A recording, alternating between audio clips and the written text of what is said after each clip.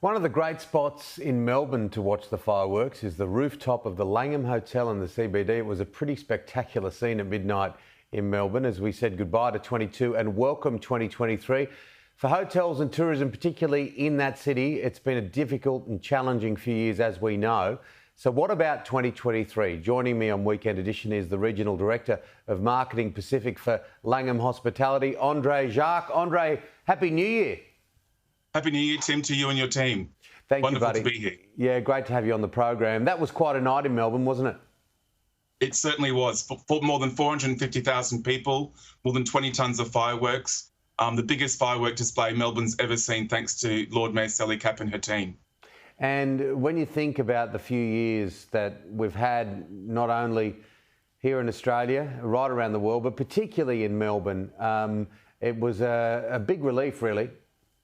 Yeah, absolutely. It was the first New Year's Eve, here in Melbourne that people were out, able to get out and celebrate with no restrictions in place, which was absolutely fantastic, to see the city really come back and alive and really enjoy those fireworks, not just the midnight, but also, the 9 p.m. fireworks for families as well. Melbourne's had a very, very challenging time, but Melbourne is definitely back. And 2023 looks very positive with the special events. We've got Australian Open coming up later in January. And then also Formula One at the end of March, both of which are, have got incredibly high demand already across the city. Melbourne is very much a second home to me in so many ways. I've got lots of family there and have worked so much there over the past 3 decades. You mentioned earlier the Lord Mayor and the Lord Mayor of Melbourne and others in and around those that are trying to get people to visit Melbourne. Have been doing lots in regards to visitation in 2022. Can you elaborate on that a bit more? Yes, absolutely. The City of Melbourne, led by Lord Mayor Sally Capp, she's done a tremendous job in increasing visitation back to the city, not just on Monday to Friday period for the city workers, but then also weekend through special events, different carnivals in Melbourne, bringing people back into the city to really increase that visitation. So all businesses, not just tourism and hospitality, but all businesses can benefit, and that's been really, really important. The special events I mentioned earlier, Tim, with Australian Open coming up, which is the biggest special event of Melbourne every year, that's going to be, significant demand on the city. Formula One, the majority of hotels across the city are already sold out, which is, incredible to see. And then, obviously all the other special events throughout the year. But it's a very, very positive outlook. Well, it's a great and vibrant city, Melbourne. It always has its arms wide open. I mean, even if you wander the alleyways to grab a coffee or there's so many things to do. Just looking at the dark side for a moment, how difficult was it? And you were at the coalface watching it from a hotel space over these past few years. Yes, absolutely. It was a very, very tough time, not just for the Langan Melbourne, but for all hotels and businesses, in and around the city. Personally here at the Langan Melbourne, we closed the hotel 6 times, during that period, and just trying to keep people motivated during that period, and, to see it through.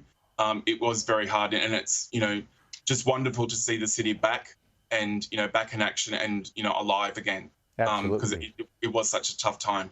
Yeah. So what about 2023 and Tourism Australia and the projections going forward? Projections going forward are very positive, not just here in Melbourne, but obviously in Sydney. Lots of talk last night as well, with Sydney World Pride coming into Sydney, which commences middle of February. And that's the first time that's been held outside of New York and London. Will be, significant demand on the city, but also other parts of Australia. And then, moving north to Gold Coast, we just opened our first resort property earlier this year, the Langham Gold Coast, Surfers Paradise, which is exceeding all, business projections. And I know that destination as well is exceeding, visitation numbers, during the summer as well. What about bringing overseas people to Australia? There's still a slight hesitancy, but it's increased enormously, hasn't it? It certainly has, Tim.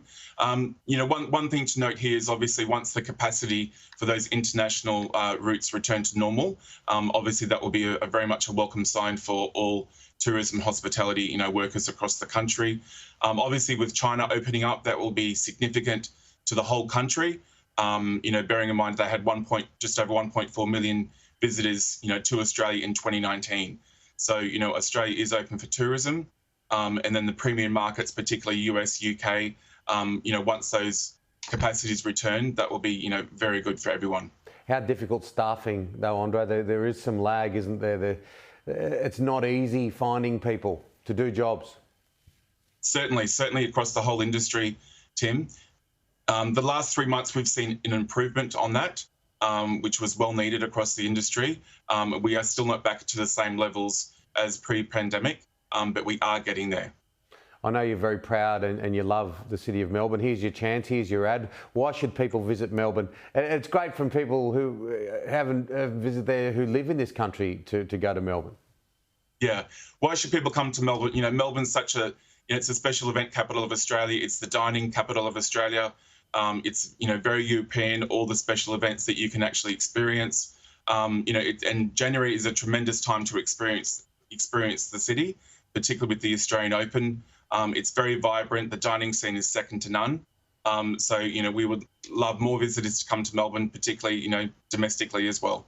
Is that breakfast buffet still a cracker at the Langham? It certainly is. It's very busy there this morning. I imagine it is. Good on you. Well, we'll let you wander off and go and have some poached eggs. But Happy New Year, Andre, and we'll catch up with you. Tim.